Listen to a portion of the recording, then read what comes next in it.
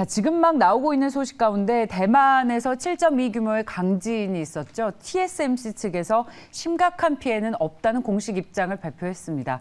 소식 나오는 대로 계속해서 더 전해드리겠습니다. 자, 뷰티풀 굿머니 오늘은 IBK 투자증권 강남센터의 김용빈 선임주임과 함께합니다. 어서 오세요, 주임님. 안녕하세요. 사실 주말에 이 대만 뉴스를 보면서 굉장히 안타까운 소식이지만 이런 뉴스가 나오면 늘 우리나라와 경쟁 구도에 있는 이 삼성전자를 비롯한 반도체 업체들이 상대적인 수혜를 받지 않을까라는 기대를 좀 갖게 하잖아요. 주임님 맞습니다. 어떻게 해석하십니까?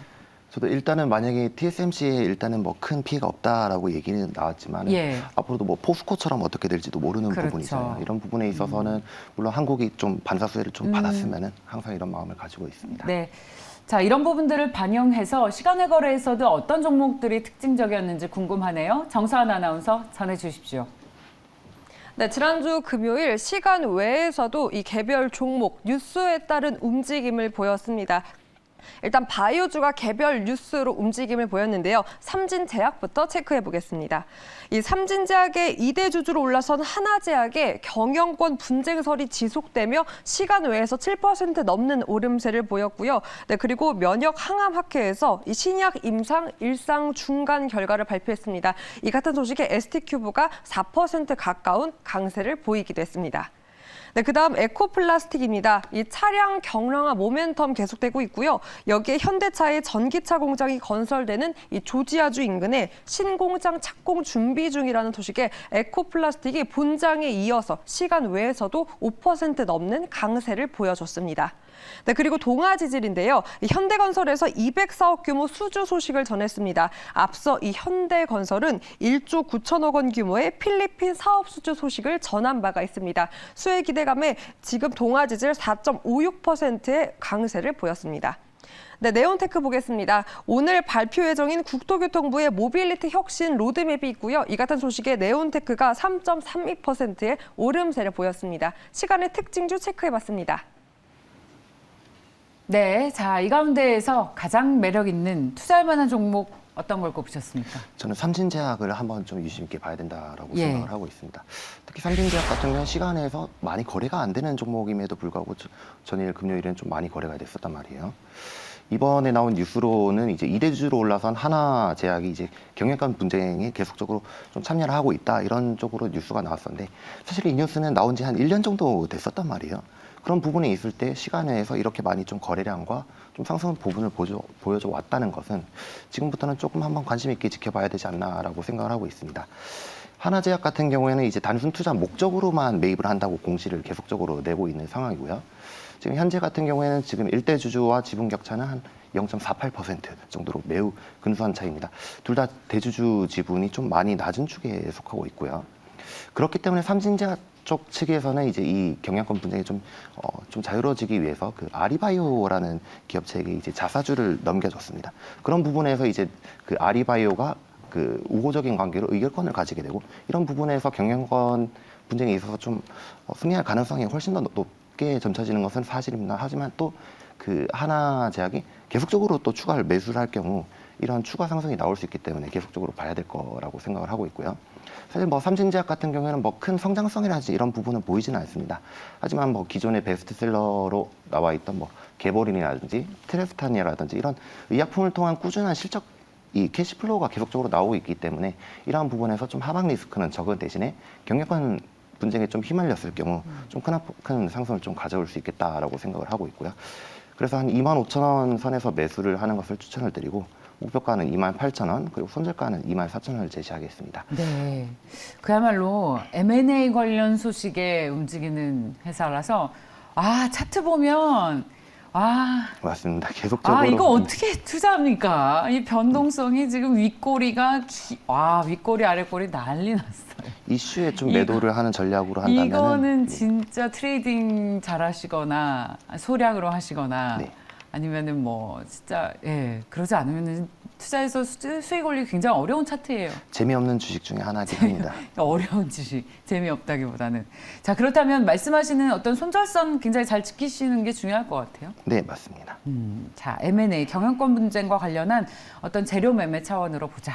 라고 정리를 하겠습니다. 삼진제약을 봤고요. 자, 다음은 외국인과 기관의 수급 특징 좀 보겠습니다. 전해주십시오.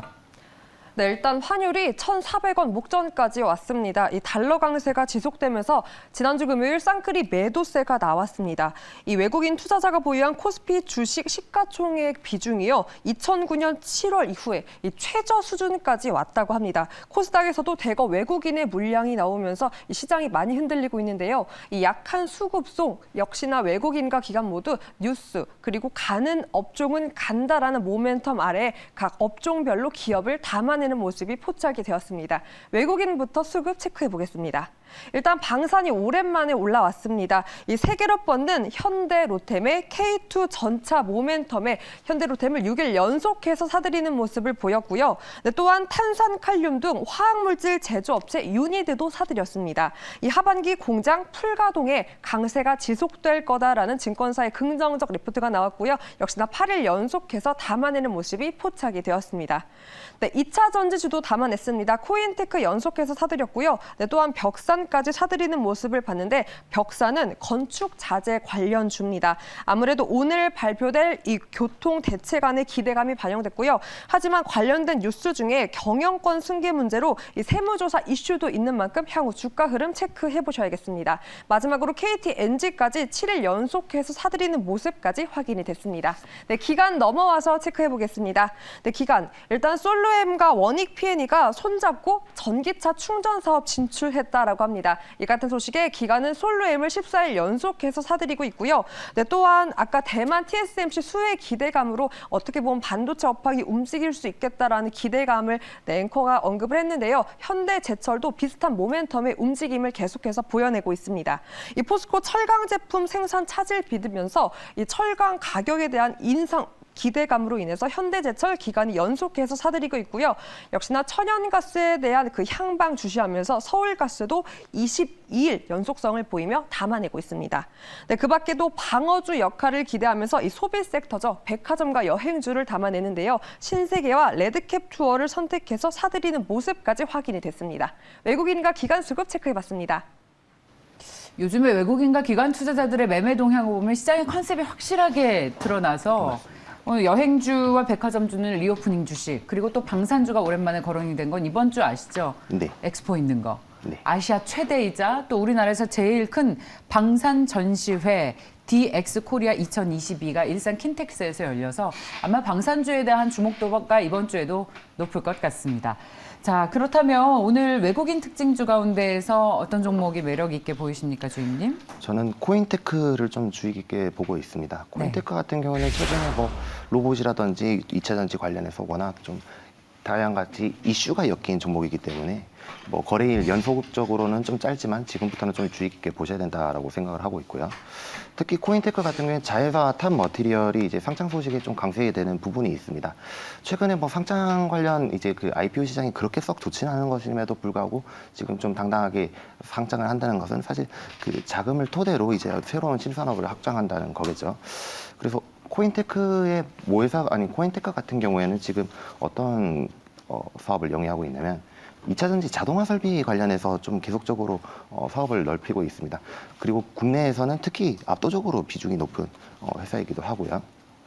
이런 부분에서 최근 뭐 로봇과 관련해서 뭐 자동화 공장인 이런 쪽으로도 많이 이슈가 되는 보면은 좀 같이 또 로봇과 관련해서도 좀 많이 엮일 수 있다라고 할 수 있겠고요. 특히 이제 코인테크의 이제 그 주된 매출 쪽을 보시면 특히 LG 에너지 솔루션과 삼성 SDI 향 매출이 계속적으로 좀 늘어나고 있다는 부분에서 좀 긍정적으로 보실 필요가 있다라고 생각을 하고 있고요. 그럼 아까 말씀드렸던 그 탑 머티리얼의 그 어떤 사업이 좀 기대가 되냐라는 부분을 봤을 때 이번에 그 탑 머티리얼이 상장을 하면서 그 상장 자금을 통해서 이제 그 양극재 소재 쪽으로 이제 진출을 하려고 합니다. 이런 부분에 있어서 뭐 지금 뭐 최근에 거론되고 있는 뭐 E&D라든지 이런 양극재 후발주 중에서도 많은 시세들이 조금씩 나오고 있잖아요. 이런 부분을 봤을 때 코인테크도 같이 좀 상승 여력이 있지 않나라고 생각을 하고 있고요. 그리고 그 코인테크 같은 경우에는 이제 2차 전지 장비주죠. 장비주 같은 경우에는 특히 많은 밸류에이션을 좀 받게 되는데 특히 뭐 하나기술이라든지 이런 피어 그룹 대비했을 때 코인테크 같은 경우에는 좀 많이 저평가되어 있다라고 볼 수 있겠습니다. 피어 그룹 같은 경우에는 지금 2022년 기준으로 지금 한 40배 정도 적용을 받고 있는데요. 코인테크 같은 경우에는 한 20배 정도 적용을 받고 있기 때문에 이런 부분에서 있어서 많은 좀 한 2배 정도 여력이 저평가 있다. 여력이 있다라고 생각을 할 수 있겠고요. 지금은 왜 그럼 밸류를 그 절반밖에 못 받는 거예요? 아직은 조금 그 제대로 된 실적이 나온 지 얼마 안 됐다라고 할 수 있겠습니다. 이런 부분에서 있어서 좀 2022년에 좀 대규모 이제 실적이 좀 나오게 된다면 이런 부분에서 좀 밸류에이션을 제대로 좀 받아줄 수 있을 것 같고요. 그리고 최근에 뭐 피어 그룹 같은 경우에는 많은 이슈들이 있었기 때문에 좀 많이 좀 차이가 나겠다라고 할 수 있겠습니다. 하지만 코인테크 같은 경우에도 뭐 해외로 추가로 수주할 수 있는 이런 여력이 있기 때문에 좀 같이 지켜보셔도 될 것 같고요. 뭐 해외 수주라고 한다면 미국이라든지 유럽과 관련해서 특히 뭐 로컬 배터리라든지 완성차 기업으로 좀 수주를 기대해봐도 좋을 것 같습니다. 유상증자 이슈가 있어가지고요. 아, 그게 네. 그 탑 머티리얼이라는 자회사가 상장한다. 네. 이런 식으로 좀 해석을 해보면 될 것 같습니다. 아, 그렇군요. 그렇다면 악재는 아니다. 종속사의 탑머티리얼즈가 530억 규모의 유상증자를 결정한 것이기 때문에 네, 맞습니다. 예. IPO를 한다라고 생각을 하시면 될 것 같습니다. IPO 이슈로 오히려 호재로 해석을 하셨습니다. 자, 그렇다면 기관 특징주도 들어볼까요? 기관 종목 같은 경우에는 솔로엠을 좀 보고 있습니다. 예. 솔로엠 같은 경우에는 지금 뭐 전원 관리라든지 이런 뭐 그 메인 TV 보드 이쪽으로 좀 유명한 회사인데요. 최근에는 그 ESL이라고 합니다. 마트 가면 보셨을지도 모르겠습니다만 그 이제 전자 가격 표시하는 그 이제 탭입니다. 이런 쪽으로 해서 수주 잔고가 계속적으로 좀 늘고 있고요. 솔로엠 같은 경우에는 이제 특히 삼성전자 쪽으로 많은 매출이 좀 일어나게 되는데 이러한 부분에서 이제 또 앞으로 또 추가 거래처가 생길 수 있다는 부분을 좀 주목적으로 보셔야 될 것 같고요. 솔로엠은 특히 최근에 볼 수 있는 모멘텀 같은 경우는 2차 전지 쪽으로 많이 보셔야 될 것 같습니다. 아까 뭐 코인테크와 비슷하게 그 솔로엠 같은 경우도 이제 자회사 SI셀이라는 회사를 통해서 이제 그 2차 전지 신규 사업을 하기 때문에 이런 부분에서 좀 같이 지켜봤으면 좋겠습니다. 예, 자, 기관 특징주 솔로엠까지 살펴봤습니다. 다음은 사모펀드의 순매수 특징주 살펴볼까요? 전해주십시오. 네, 일단 댓글에 앵커님도 저도 아니고 또 꿀피부라고 칭찬이 자자합니다. 저희가 다소 밀렸습니다. 더 분발할 테고요. 네, 일단 사모펀드 특징 종목 체크해 보겠습니다.